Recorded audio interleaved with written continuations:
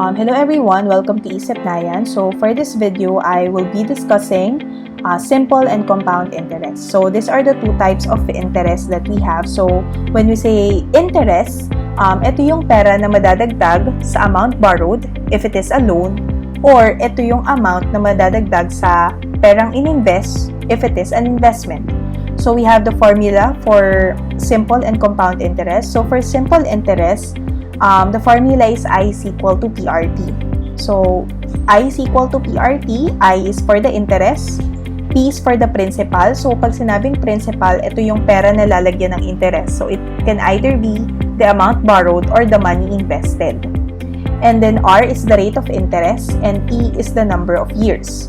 So, for the compound interest, we don't have the specific formula for the interest. So, what we have is for maturity value. So, A stands for the maturity value. So, pag sinabing maturity value, ito na yung pera na may interest.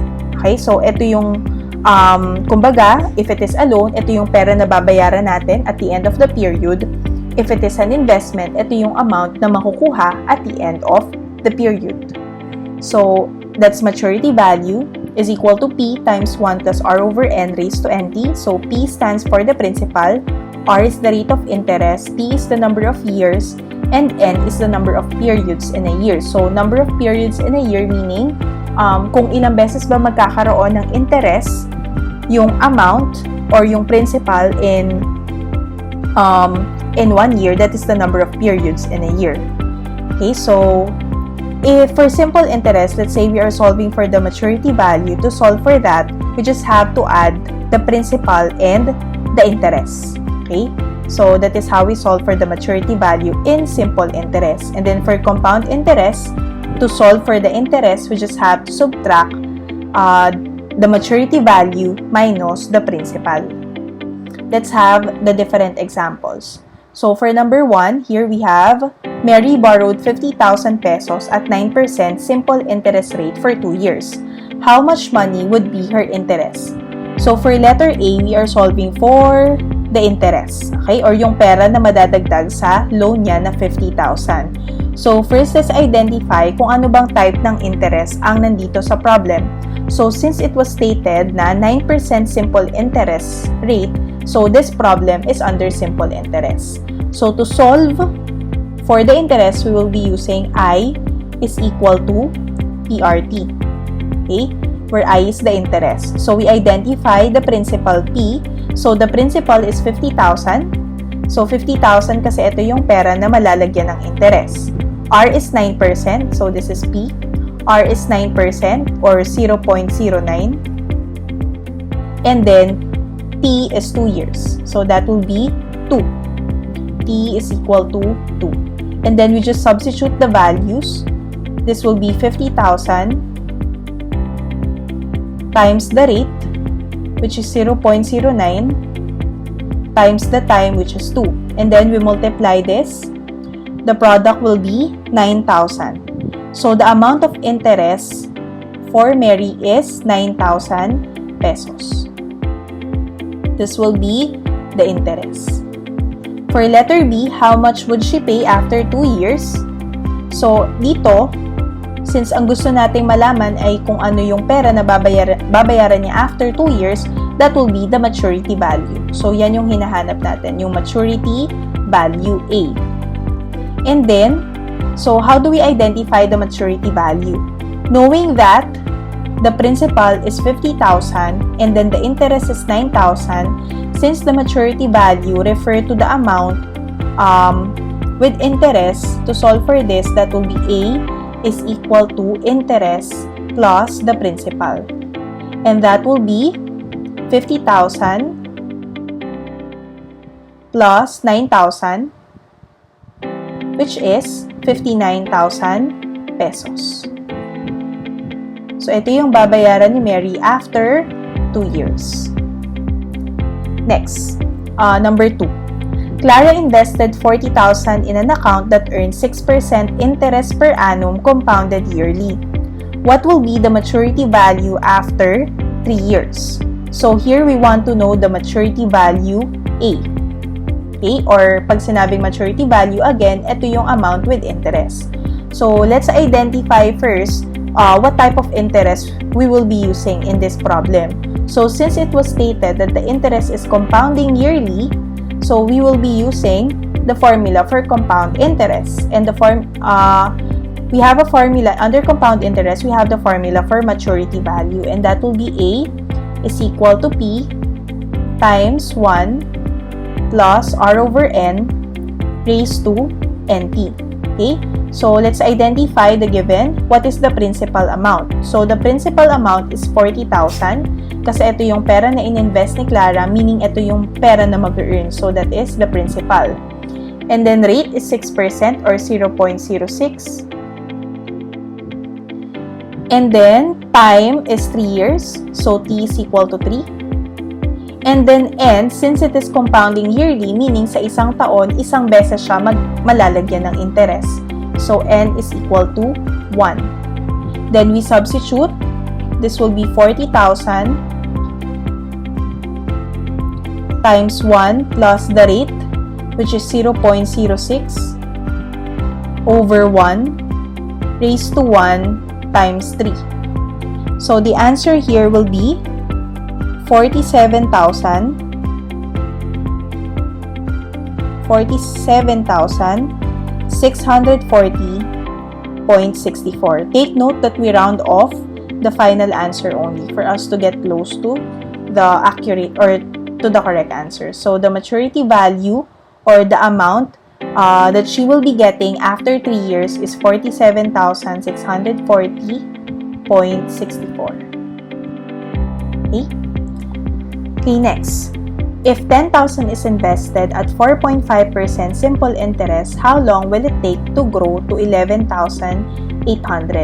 So here, we are to solve for the number of years. Bakit po? Kasi, for the time, kasi ang tinatanong is kung gaano daw katagal magiging 11,800 ang 10,000 pesos kung may 4.5% simple interest. So, to solve for the time, since it was stated na simple interest ang ginamit na type of interest, we will be using I is equal to PRT. Okay? And then, so first we identify the given. So, what is I or what is the interest? So, it was stated na yung 10,000 ay naging 11,800. So, meaning, may nadagdag na 1,800 pesos. And that will be your interest, 1,800. And then the principal is 10,000. Okay, kasi ito yung pera na nag-grow. And then, rate is 4.5% or 0.045. And then time is unknown. So we substitute the values. This will be 1,800 is equal to 10,000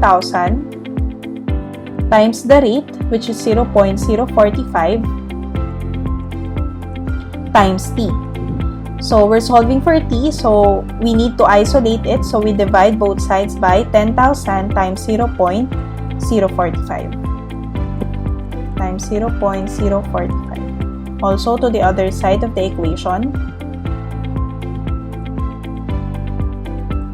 this will be cancelled out and the time will be equal to 4. So take note that time is always in years, so this will be 4 years. So it will take 4 years for 10,000 to be 11,800 if it is invested at 4.5% simple interest. Okay, next. After 2 years, Nina's savings account has a balance of 1,172.6 and the interest rate is compounded monthly at 3.2%. Identify the original amount Nina deposited 2 years ago. So, yung pera daw ni Nina ay nag-grow kasi nalagyan siya ng interest na 3.2% compounding monthly. So, after 2 years, it becomes 1,172.6. And we want to know the original amount Nina deposited 2 years ago. So, meaning, for this example, we're solving for the principal amount. Okay? So, to solve for the principal, let's identify the formula that we will be using. So, is it the formula for simple interest or for compound? So, since it was stated na compounding monthly yung interest, we will be using the formula under the compound interest, which is A is equal to P times 1 plus R over N raised to NT, and we're solving for the principal amount given ang maturity value. So the maturity value here is 1,172.6. That's A. Okay? Kasi ito na yung pera na nakuha niya after 2 years. R is 3.2% or 0.032. This is R. And time is 2. Okay? Time is equal to 2. Since it was stated that it is compounded monthly, so meaning, every month nagkakaroon ng interest or nalalagyan ng interest. So, N is equal to 12 because there are 12 months in 1 year. Then we substitute the values. A is 1,172.6 or 0.60, and then P is unknown times 1 plus the rate of 0.032 over 12 raised to 12 times 2. Okay? So, to solve for P, we divide both sides by this one. Okay? To isolate it. So, this will be 1 plus 0.032 over 12 raised to 12 times 2. And then, this will be 1 plus 0.032 over 12 raised to 12 times 2. So, this will be cancelled out, and the principal amount will be equal to 1,100 pesos. So, ito yung amount na original na dineposit ni Nina. So, ito yung pera na nag-grow. After 2 years, it becomes 1,172.6. Okay, next. At what simple interest rate will a sum of money become 4 times of itself in 15 years? So, here we want to know the rate. Okay, we want to know the rate. And the type of interest here is simple interest. Okay, so we will be using the formula under simple interest. A sum of money will become 4 times of itself. So, walang sinabing specific amount ng money. So, sabi lang dito, a sum of money will become 4 times of itself, meaning yung principal amount, it becomes 4 times of itself after 15 years. So, we can let the principal equal to X. Okay? Kasi it is unknown. And then, the maturity value will be 4 times of the principal for X after 15 years. So, T is equal to 15. So, the formula for the simple interest is I is equal to PRT. Okay? However, we don't have the interest. Okay? And if we get the interest by subtracting maturity minus the principal, we will be getting 3x. And if we do that, we will not arrive with a definite answer for t. Kasi, kumbaga, na madodoble yung variable natin, yung rate at saka yung x. So, we can use the other formula, which is for the maturity value. So, ano yung formula ng maturity value under simple interest? A is equal to principal plus the interest. Okay? And this is also P plus interest is PRT, so it can be PRT.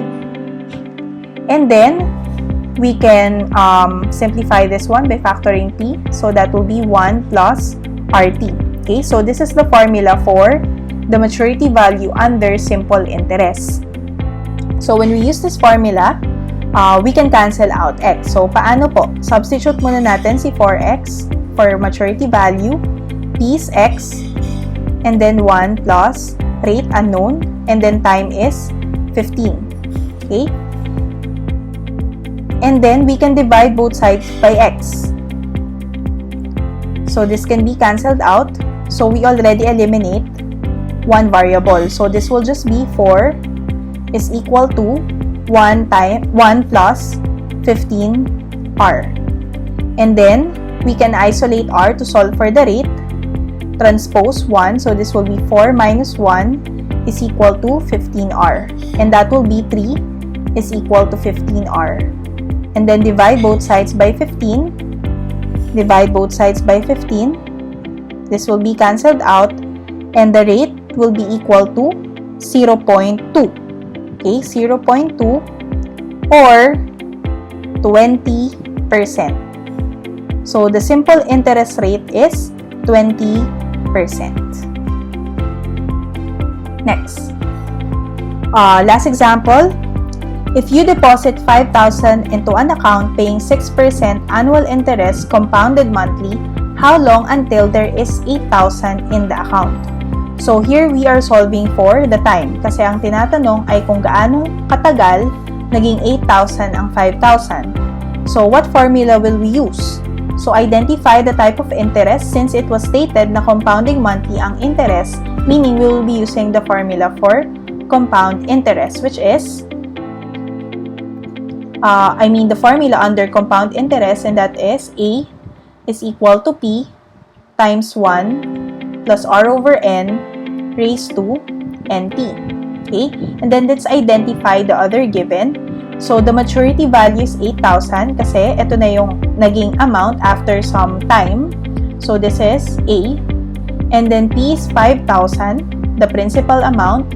R is 6% or 0.06.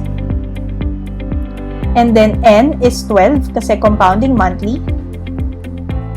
And then time is unknown. So we substitute the values. This will be 8,000 is equal to 5,000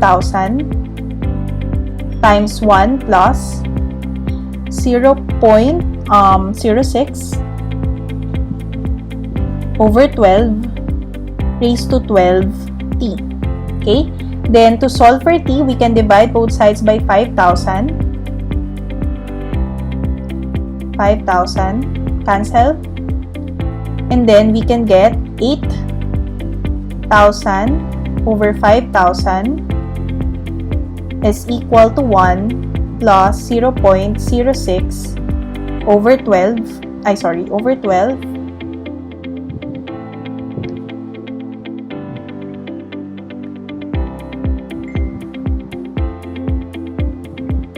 Okay, 0.06 over 12 raised to 12t. Notice that the variable that we are solving, which is t, is in the exponent. So to solve for that, we have to transform this to logarithmic. So this will be 12t is equal to logarithm of 8,000 over 5,000 base.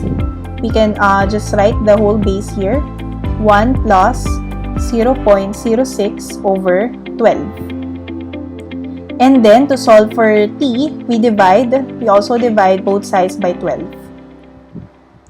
And the answer here, t is equal to 7.85 years. So this will be cancelled out, 7.85 years. So it will take approximately 7.85 years for 5,000 to become 8,000 at 6% interest compounding monthly. Okay? And that's it for this lesson. Don't forget to like and subscribe to e-sipnayan.